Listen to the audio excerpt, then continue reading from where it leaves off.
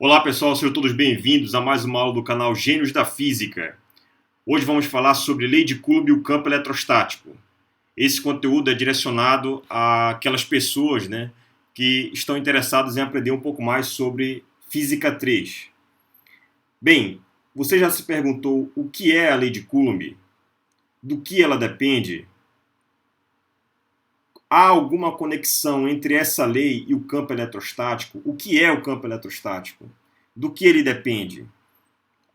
Então, essa e outras perguntas, no desenrolar dessa aula, eu gostaria que deixar claro para você. E, além disso, vou falar também sobre a carga elétrica, a sua natureza, e relacionar isso com os dois tipos, as duas naturezas de força elétrica. Vou falar também sobre as partículas principais do átomo, como o elétron, o próton e o nêutron.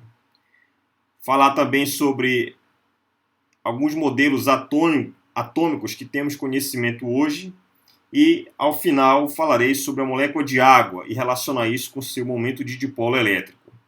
Então, se você tem essas dúvidas e outras, eu gostaria que você ficasse comigo até o final e se inscrevesse no canal neste momento.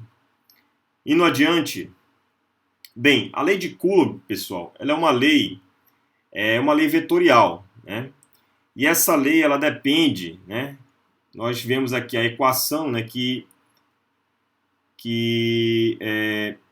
descreve essa lei, Então, uma lei elétrica, Então, por exemplo, ela é aplicada para cargas elétricas. Então, olha só, então aqui a força de Coulomb, eu calculei somente o módulo, ela depende aqui de, basicamente, 4 variáveis, tá? Então, K é a constante eletrostática, essa constante eletrostática aqui, então, dependendo do meio na qual as cargas estão inseridas nele, essa constante pode mudar. Em geral, quando essa experiência ela é feita no vácuo, essa constante equivale da ordem de 9 vezes 10 a nona Newton por metro quadrado vezes Coulomb ao quadrado. Então, essa aqui é uma lei vetorial, ela depende desse K. K é a constante eletrostática do meio, tá? Ele também pode ser escrito em função como sendo 1 sobre 4π ε0, onde ε0 é a permissividade elétrica do meio, tá? Que em geral pode ser escolhido como vácuo. Tá? Essa carga aqui, esse Q maiúsculo é a carga fonte, então o nome já está dizendo, é a carga que gera o campo, ao seu redor. Tá? Então, Q maiúsculo é a carga fonte e Q minúsculo é a carga térrea, ou seja, essa lei aqui, você tem mais ou menos a ideia, é o seguinte, a gente sabe que o campo eletrostático, ele é um campo invisível aos olhos. Assim como o campo gravitacional, o campo eletrostático, ele é um campo que é invisível aos olhos, então para você detectá-lo, você precisa colocar cargas, testes, que é esse Qzinho aqui, ao redor da região que você quer analisar. Então, a partir do momento que você coloca uma carga teste naquele meio onde você quer saber se existe ou não um campo elétrico, você coloca a carga teste lá, e ao colocar essa carga teste, se houver um campo que gere, uma carga que gere um campo ao seu redor, um campo de influência, essa carga teste vai sofrer a ação de uma força, que eu estou chamando de força elétrica. Essa é a força coulombiana, que é descrita pela lei de Coulomb. Tá?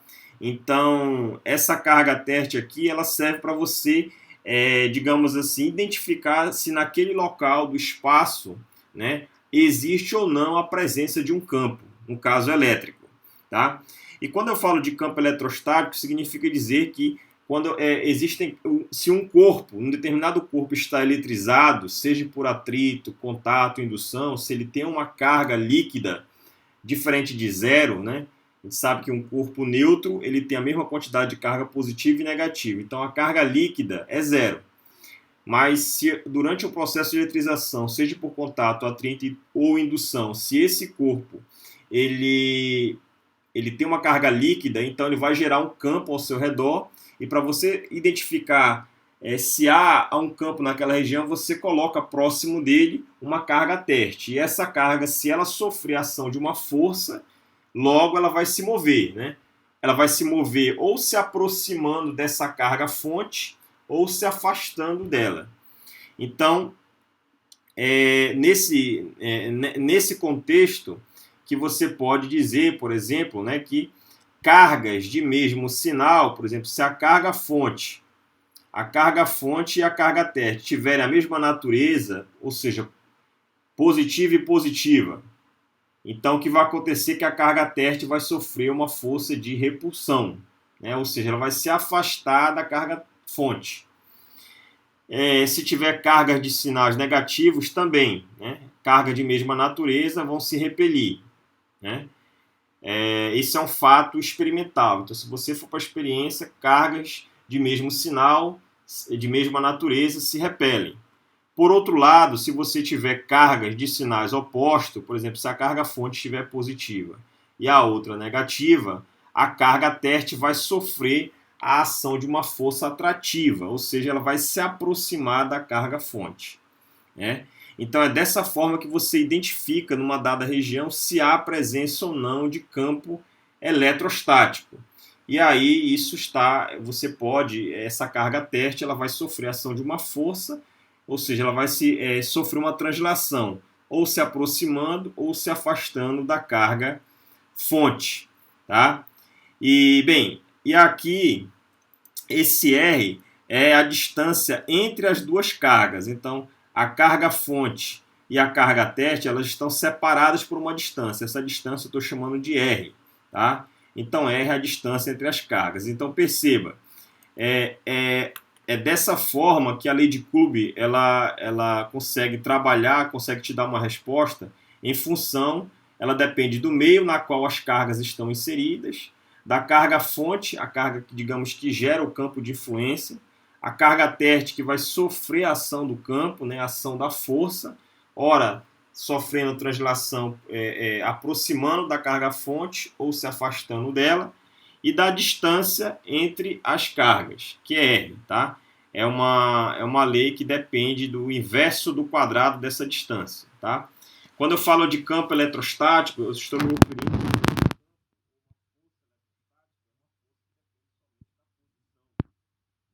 em geral, esse campo ele depende tanto da posição quanto do tempo. Mas quando você tem cargas de um certo corpo, né, carga líquida, e aí quando você estabelece o equilíbrio eletrostático, né, o equilíbrio eletrostático é quando não há mais movimentação de cargas, né, não há corrente elétrica naquele condutor, naquele corpo, né?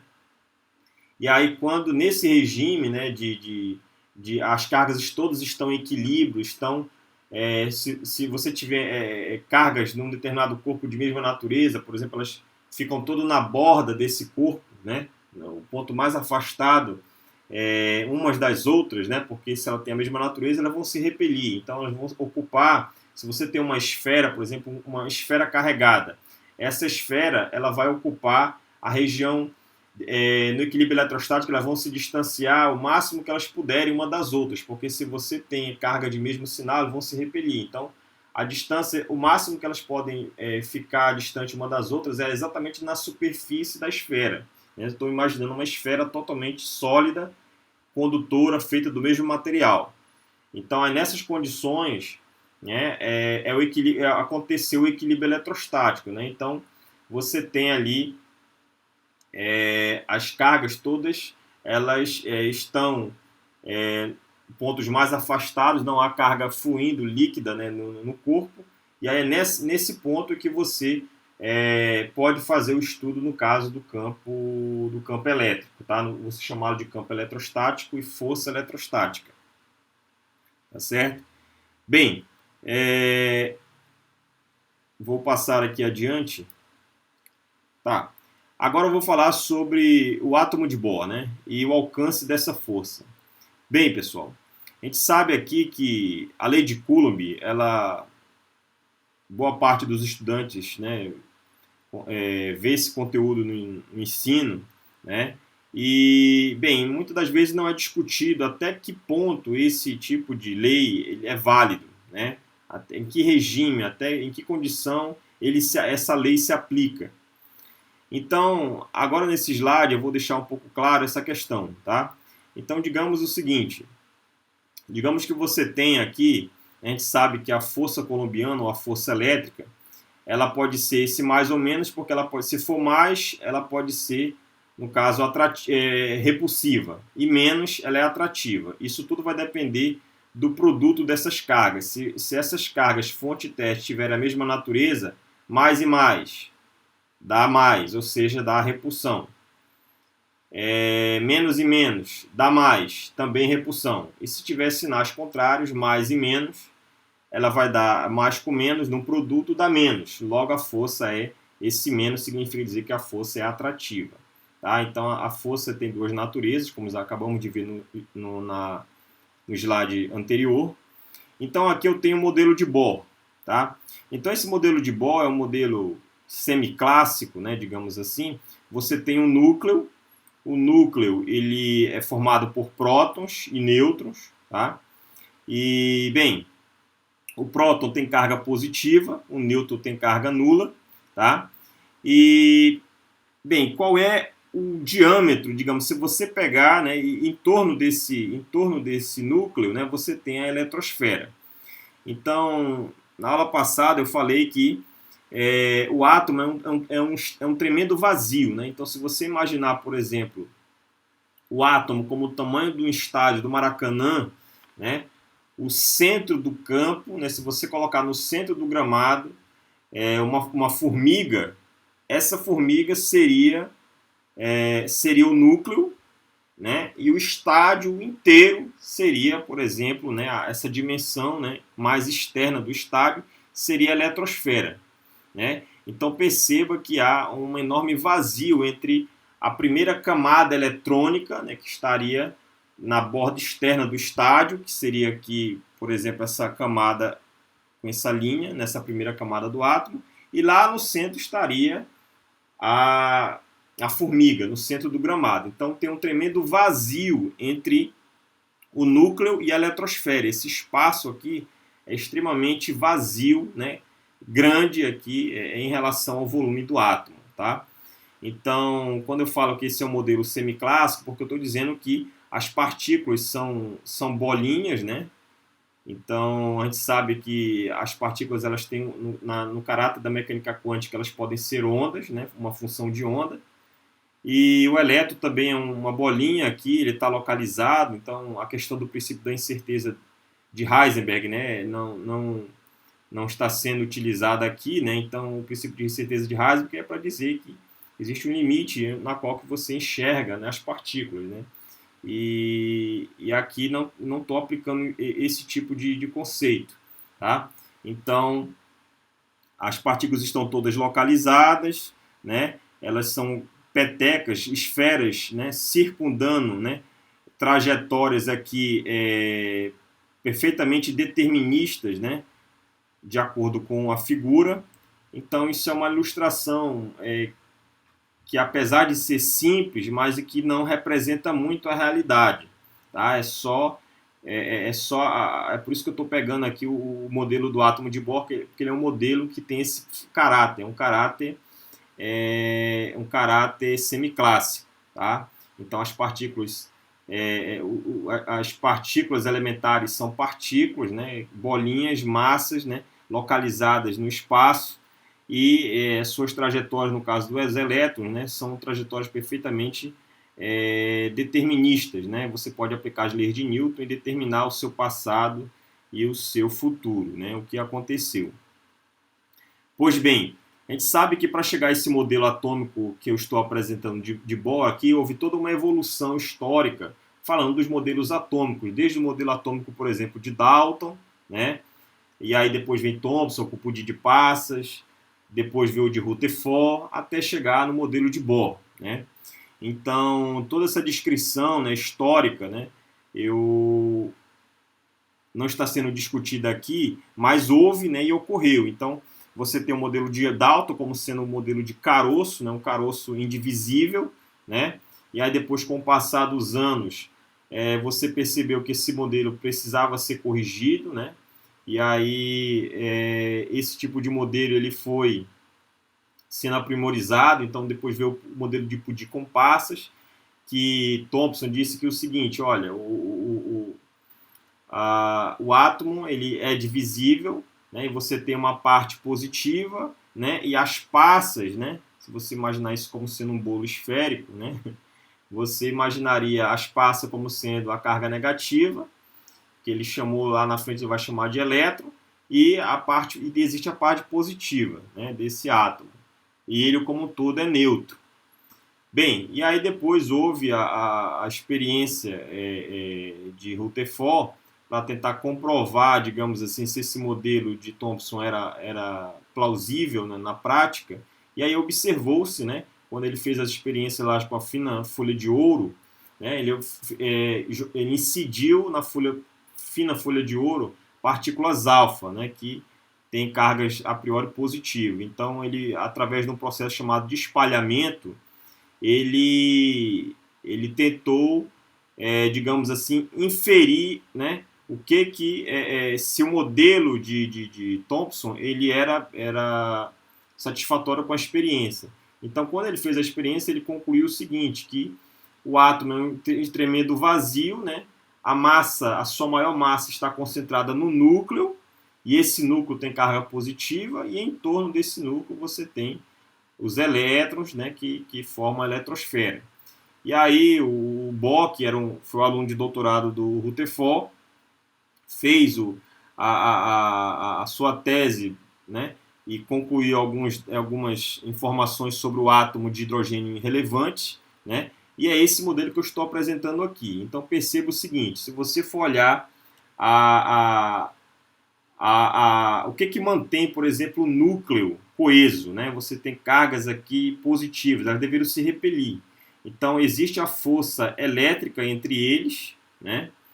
Mas o que mantém o núcleo coeso, para que essas cargas, os prótons, não se afastem uns dos outros, né? Ele não desintegre o núcleo como um todo, né? Não deixe o núcleo coeso. O que faz com que isso não ocorra é a força chamada força nuclear forte, tá? Então, essa interação da natureza, chamada força nuclear forte, é que mantém o núcleo coeso, digamos, contrabalanceando aqui a repulsão eletrostática. Tá? Então, se você pegar ali o átomo de hidrogênio, que é o átomo mais simples da natureza, o diâmetro do núcleo atômico está na ordem de 10 a menos 15 metros.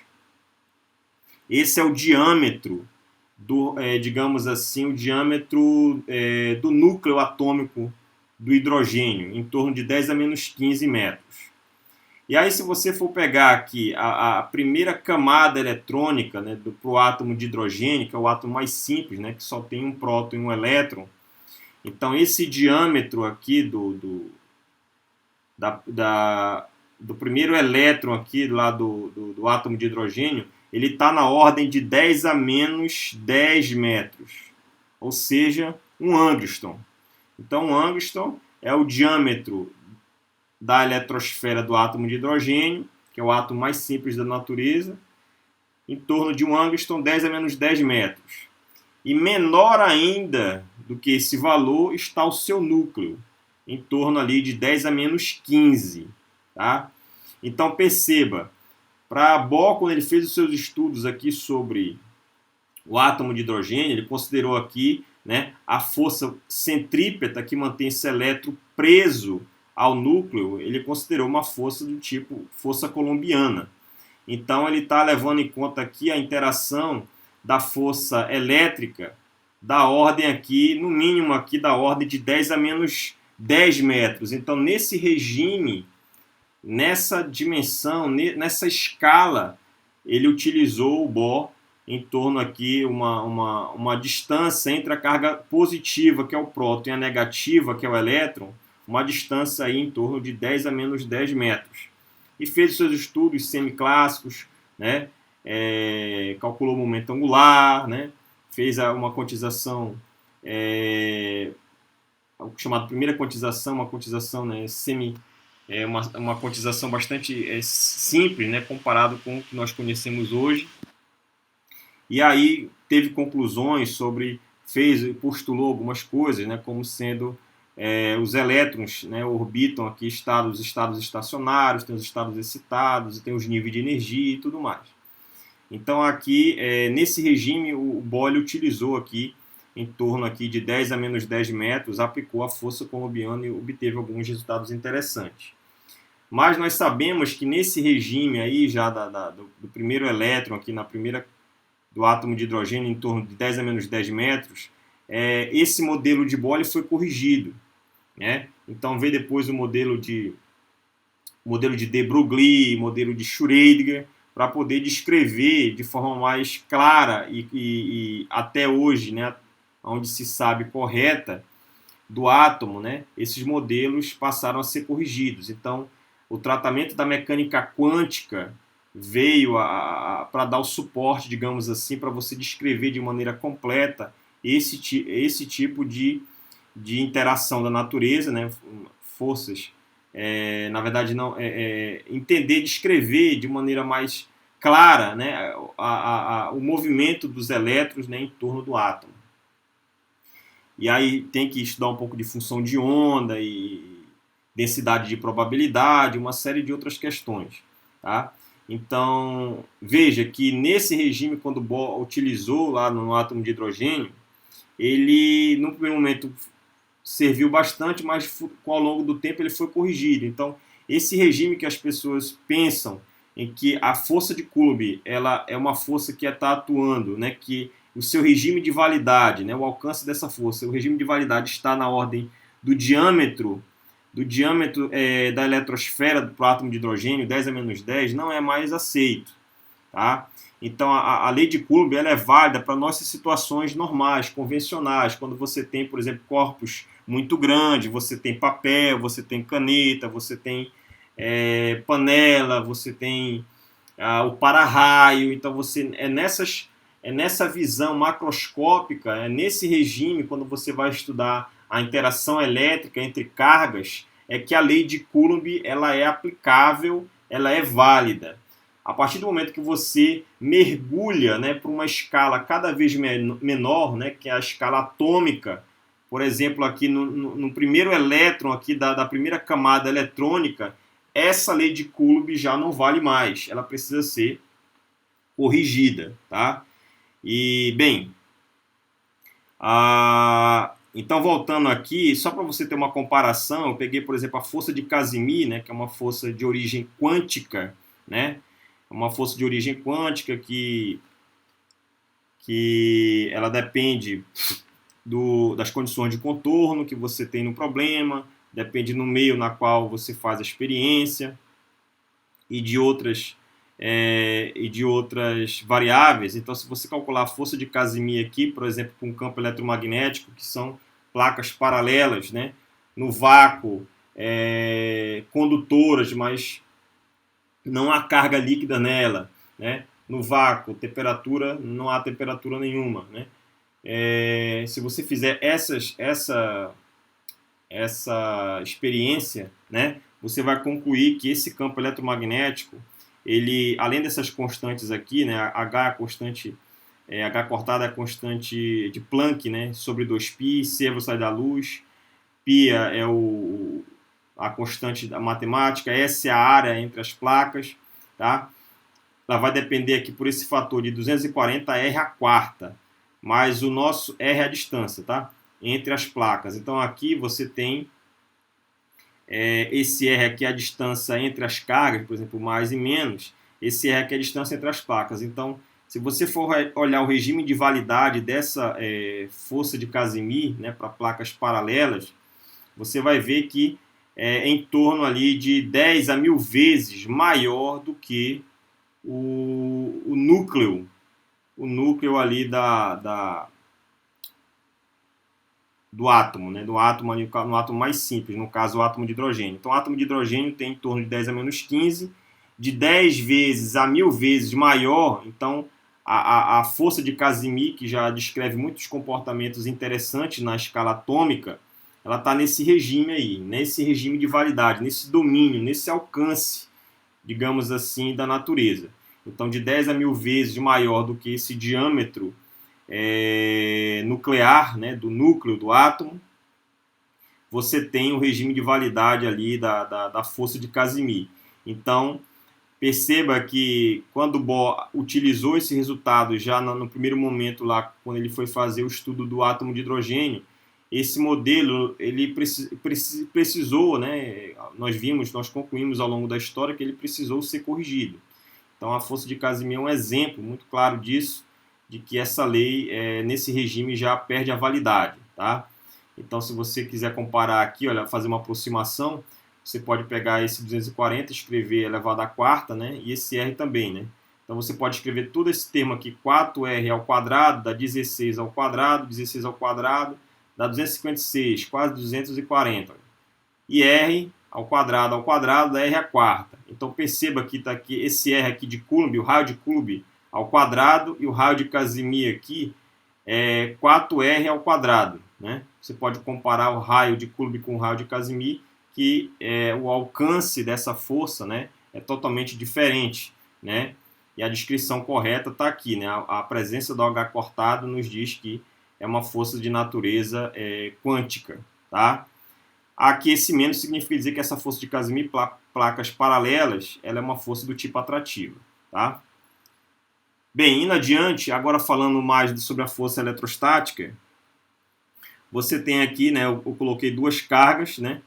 Uma carga que gera o campo e a outra que sofre a ação do campo. É a carga fonte e a carga tete. São cargas, a priori, pode ter natureza diferente. Se for de mesma natureza, mais e mais, menos e menos, sofre repulsão, né? A repulsão que ocorre entre as cargas é na linha que une elas, tá? Então, se tem uma linha imaginária que está unindo essas cargas, quando você coloca carga de mesmo sinal, elas vão se repelir. Então, essa vai para a direita e essa vai para a esquerda, na mesma linha que une as cargas. Se ela tiver a mesma natureza distinta, elas vão se atrair, tá?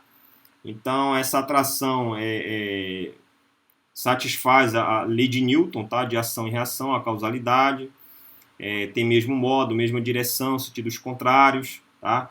Então, ela é uma lei que é aplicada aí no regime newtoniano, né? Baixas velocidades e corpos macroscópicos, né? Bem, então ela é uma lei vetorial, tá? Então se ela é um vetor, né, a força coulombiana é um vetor, então ela tem modo, direção e sentido, tá? O seu módulo é dado por esse valor, né, K, constante eletrostática, carga fonte, carga teste, distância ao quadrado, tá? Esse é o modo, a direção dessa força é a direção que une as cargas, né? Se você traçar novamente uma linha imaginária aqui, você vai gerar uma força que está exatamente nessa linha de união das cargas. O sentido vai depender da natureza. Se for carga de mesmo sinal, se repele, então uma vai para um lado e a outra vai para o outro. Se for sentido e cargas de sinais opostos, elas vão se atrair, tá? Então, é dessa forma que você identifica o vetor força elétrica, né? Da lei de Coulomb. Então, as cargas têm duas naturezas, uma positiva e uma negativa. Então, essa consequência de você ter dois tipos de carga, a consequência que isso pode gerar é que você também vai ter duas naturezas para força. Uma é atrativa, vai dar sinal de menos, né? Carga de sinais diferente, vai dar menos aqui o produto. E carga de sinais iguais, você vai ter positivo, você vai ter uma força do tipo repulsiva, tá? Qual é a lei, digamos assim, que descreve essa... qual é a curva que você pode identificar que relaciona força e distância entre as cargas, né? Se é a distância entre as cargas. Bem, a curva na qual você relaciona essa equação matemática entre força e distância é uma hipérbole. Então, vamos botar o gráfico dela já já, né? Então ela diz o seguinte: quando você aumenta a distância entre as cargas, você vai aumentar a distância uma da outra. Se você aumenta essa distância, aumenta o R, a força diminui. São grandezas inversamente proporcionais. Por outro lado, se você diminui a distância entre as cargas, essa força vai aumentar, tá? Já com as cargas, elas são proporcionais. Se você aumenta o módulo de cada uma carga dessa aqui, carga fonte, carga teste, o aumento das cargas do módulo aumenta a força. Diminuir o valor da carga, a força diminui, desde que você mantenha a mesma distância entre elas, tá certo? Então aqui ela é diretamente proporcional ao quadrado das duas cargas e inversamente proporcional ao quadrado da distância entre elas. Tá? Aqui o Q maiúsculo é a carga fonte, que gera o campo, e Q minúsculo é a carga térrea, que vai sofrer a ação do campo. Tá? Bem, aqui está um gráfico que vai relacionar aqui a força com a distância. Tá?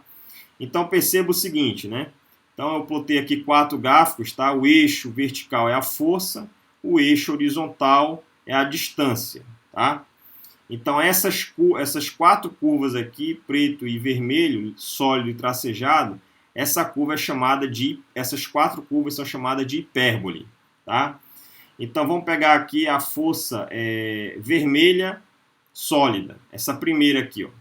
Então a equação que descreve esse gráfico vermelho aqui sólido é essa primeira aqui, ó, 4 sobre r quadrado. Então perceba o seguinte, que você tem aqui aqui o valor do produto, esse produto, o valor do produto aqui entre essas cargas. Quando você normaliza a constante k aqui, diz que ela é 1, né, faz a normalização, então k sobre r quadrado. Então essa curva vermelha. Agora eu vou comparar ela, né? Perceba o seguinte aqui, olha, na verdade eu vou pegar ela somente primeiro, né? Então se você tem aqui uma distância R igual a 1, quanto equivale a força? Ela vale aproximadamente 4 aqui, ó. Na verdade é 4, na verdade. Quando R é 1, a força é 4. Olha. Então quando R é 1, a força vai ser 4. Se você dobrar a distância, se era 1, se você dobra para 2, perceba que quando você dobra para 2, a força ela vai tender para quanto? Ela vai tender para 1, olha. Então, quando a distância dobra, 2 ao quadrado dá 4, 4 dividido por 4 dá 1. Logo, a força é 1. Então, perceba, quando você aumenta a distância de 1 para 2, a força, que era 4, diminui para 1. Então, essa é a dependência da equação que está sendo mostrada aqui. Se você aumenta a distância, né, consequentemente, a força diminui. Tá? Agora vamos fazer a comparação aqui com a tracejada vermelha. Aqui, ó. Então, em cima ela tem o mesmo valor, o produto das cargas está dando 4. E aí o que foi feito aqui foi que a distância ela foi... aqui perdão, tá? É 1,22, tudo isso elevado ao quadrado, tá? Então é 1,22 vezes R, tudo isso elevado ao quadrado.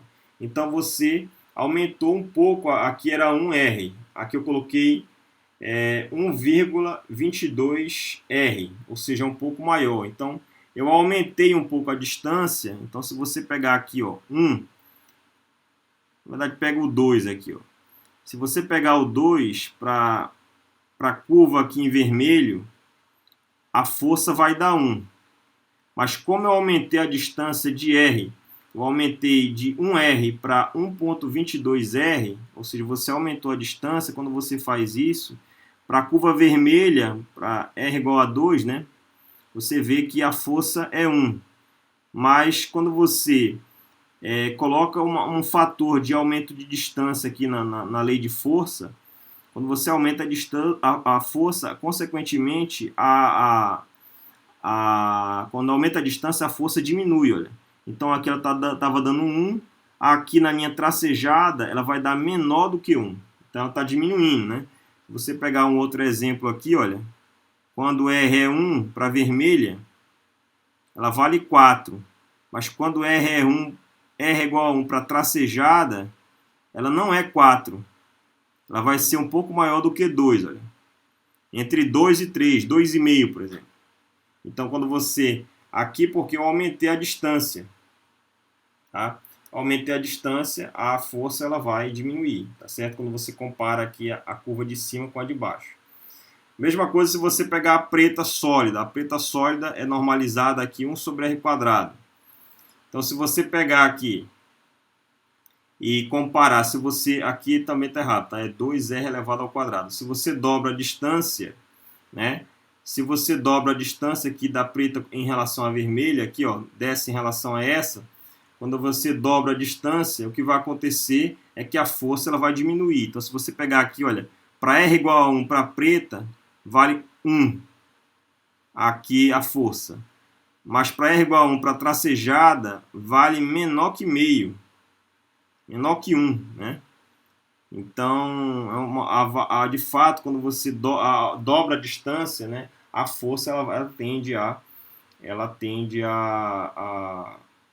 diminuir, né? E quando você faz a comparação agora da vermelha com a preta sólida, se você pega aqui, olha, para R igual a 1 para o mesmo R, perceba que a vermelha está dando 4, mas a preta está dando 1. Então, por que é maior na vermelha? Porque quando você compara aqui as duas, olha, a primeira e a terceira, você percebe que o que difere a primeira da terceira é que o numerador ele é maior. Na primeira, ou seja, o produto das cargas, quando ele aumenta, a força ela aumenta, diretamente proporcional, olha. Quando a vermelha vale 4, para R igual a 1, para o mesmo R, enquanto que a preta vai valer 1. Né? Então, de fato, quando ocorre o aumento do produto entre as cargas, a força aumenta, e quando diminui, quando você aumenta o valor das cargas, a força aumenta. Quando diminui o valor das cargas, a força diminui.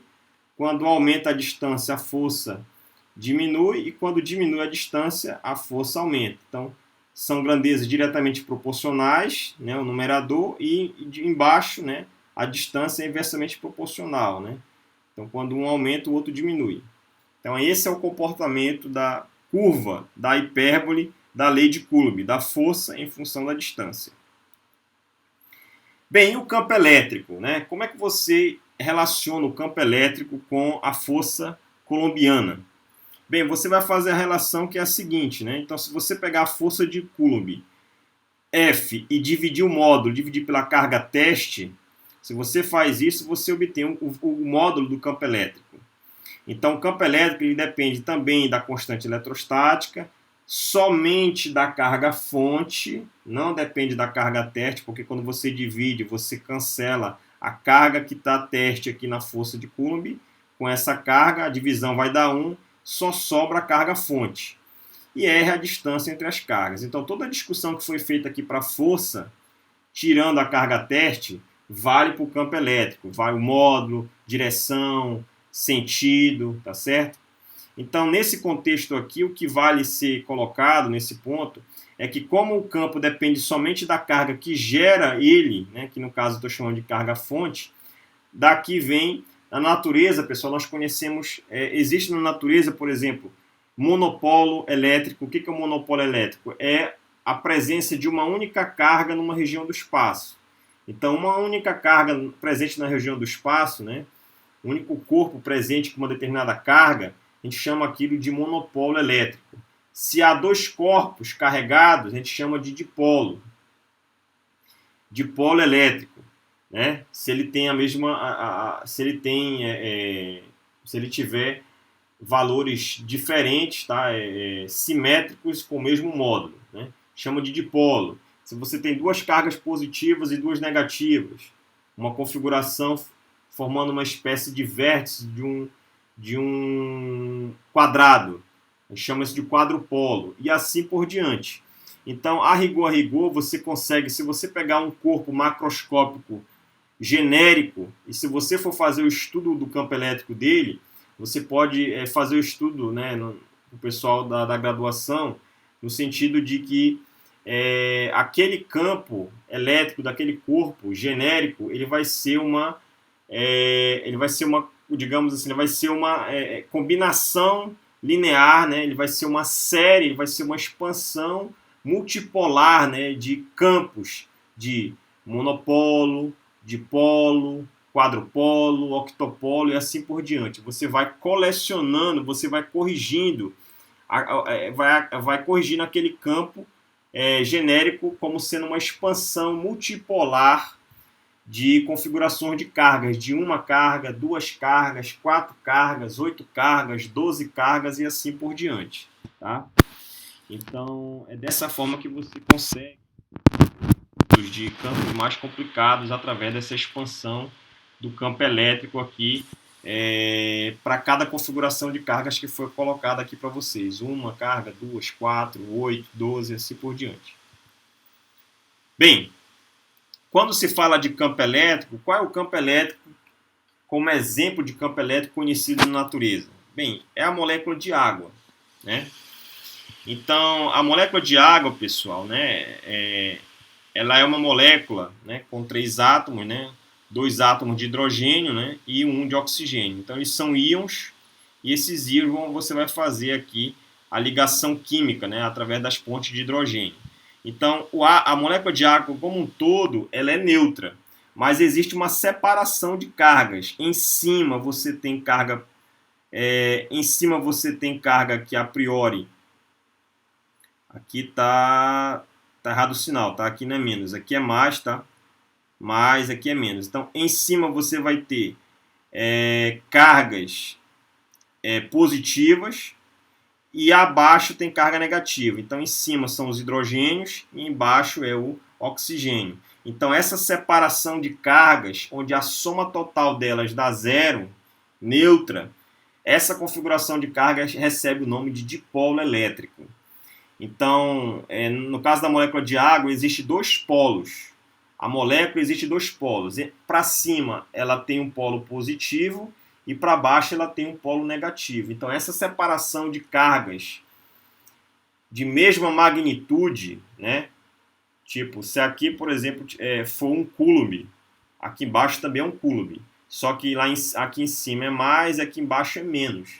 Então, essa separação de cargas de mesmo módulo, né, e sinais opostos, a gente chama isso de dipolo elétrico. E a grandeza na qual você calcula fisicamente essa quantidade é chamada de momento de dipolo.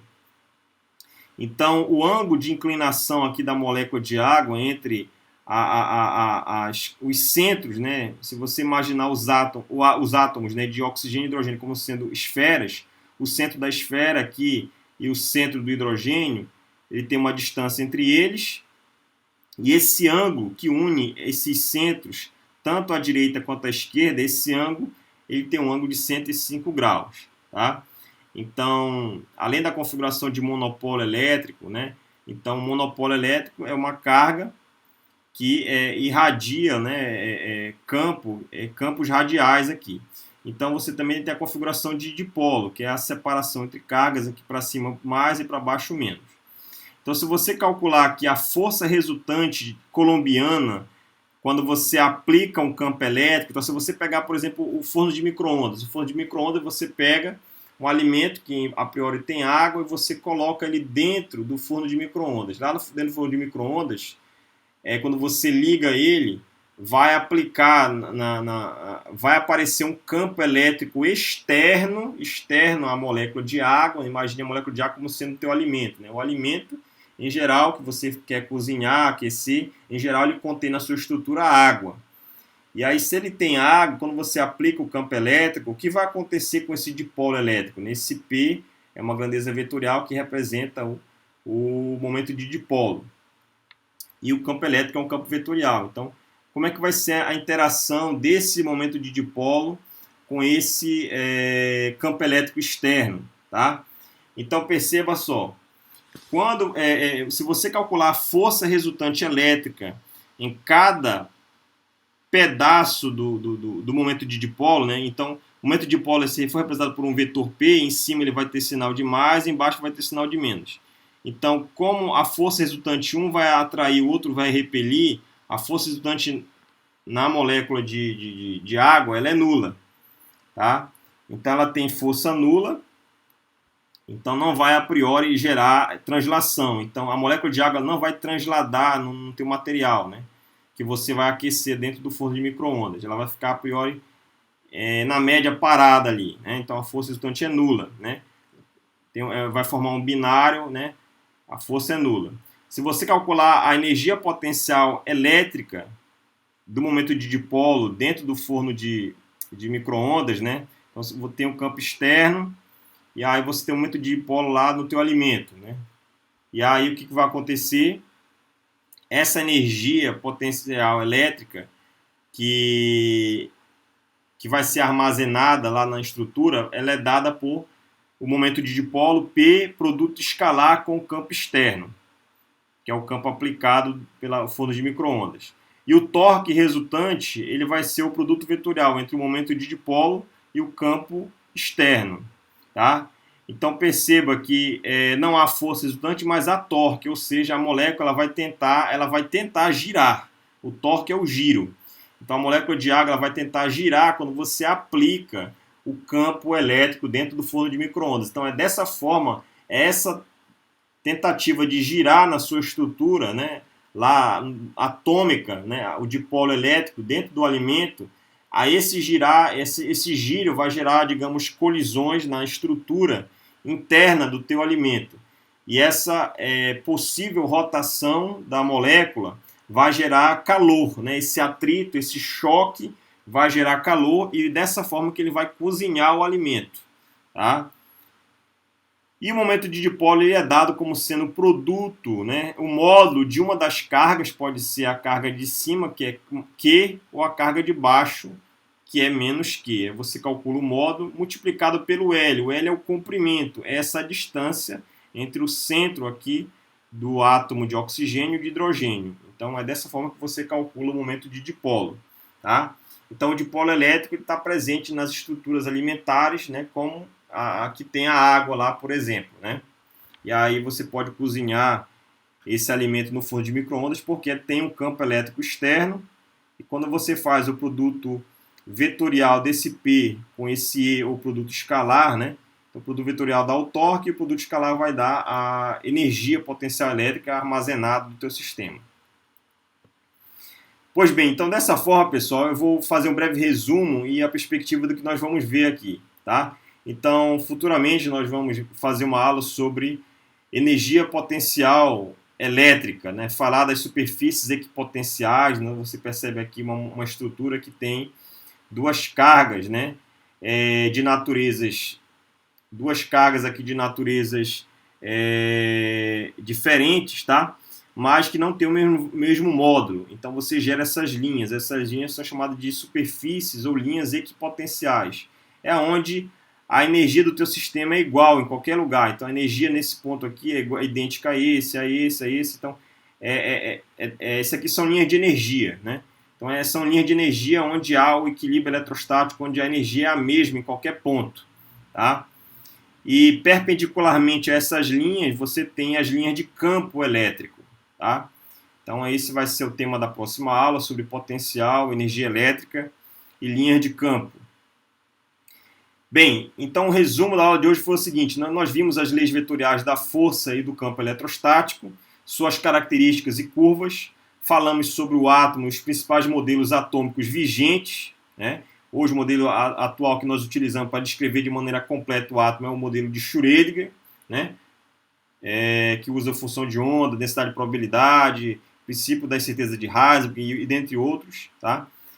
A ordem de grandeza do alcance da força elétrica é o nosso mundo macroscópico, né? Baixas velocidades, né? Quando você vai para o regime nuclear, próximo ali o núcleo do átomo de hidrogênio, você já perde totalmente a descrição correta entre o resultado experimental e o resultado teórico. Então a lei de Coulomb não vale mais nesse regime, ela precisa ser desconsiderada. Você precisa corrigir essa lei e aí utilizar outras abordagens, né, outros modelos atômicos mais realísticos, né, que prevê resultados de acordo com a experiência. Falamos sobre a molécula de água e espero que todos tenham gostado.